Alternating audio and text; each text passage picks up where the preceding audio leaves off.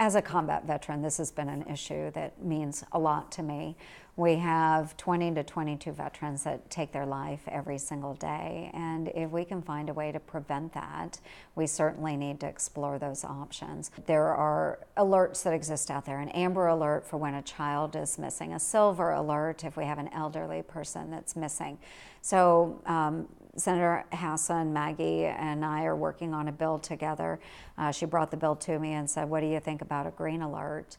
And I said, wow, it sounds like a really great idea. So a green alert if we have a veteran that is missing. Our job as civilians, from my perspective, is to work every day to make our country worthy of the sacrifices that our servicemen and women have made for us. And so I was approached by a special Services General, Don Bolduc, in Stratham, New Hampshire, who identified the issue for me, saying often veterans go missing, and Senator Ernst Joni and I were just talking about they'll be active on social media and then all of a sudden you don't see their presence anymore, they're just gone. And in Wisconsin, the impetus for Wisconsin's Green Alert system, they have one up and running, was a veteran named Corey Adams, who went missing and wasn't found for 18 days and was found deceased. And we want to prevent tragedies like that from happening, and we need to have a system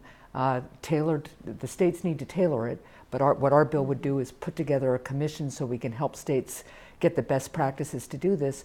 We need a system to deploy because we know it's critical to find an at-risk veteran who's gone missing as quickly as possible. One of the things I noticed under one of the causes of PTSD, I mean, a lot of people will think of our service members, they'll think of men. A lot of them are women. Military sexual trauma is a big issue. Yes, and we find that our women that have served in the military, they actually have a higher incidence rate of suicide when compared to their civilian counterparts. There is such thing as military sexual trauma that in itself leads to post-traumatic stress. So women undergo different levels of issues than the men do. Because we focus so much on our men veterans, we don't oftentimes think of women as being veterans. One of the other issues that we talk about a lot in the column is the politicization of the military.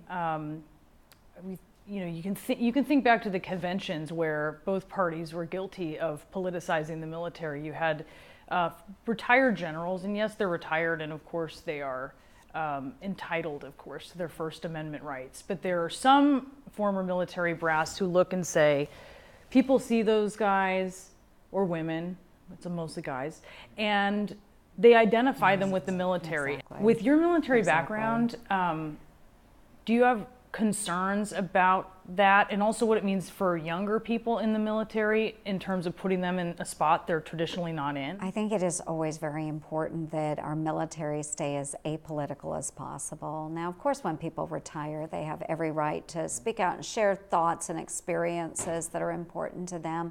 But we don't want to make our military a political football. One of the stressors of PTSD, which links directly to the Green Alert, is if you are abroad, you are serving, you are in a combat zone, the politics of this, if a war is politicized, it can actually have a negative traumatic effect.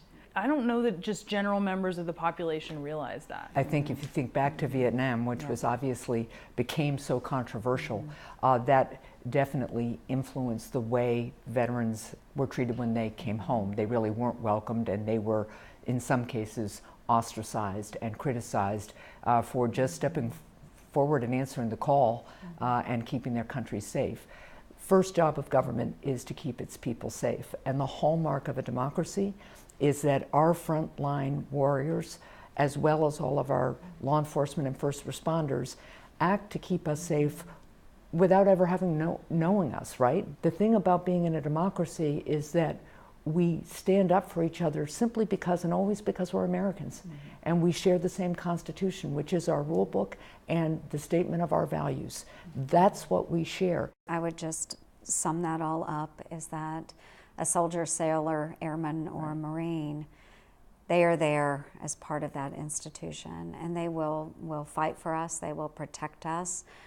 They are not the ones making the decision. You know, the decision lies at the the topmost reaches of our country, whether it's the president, Congress.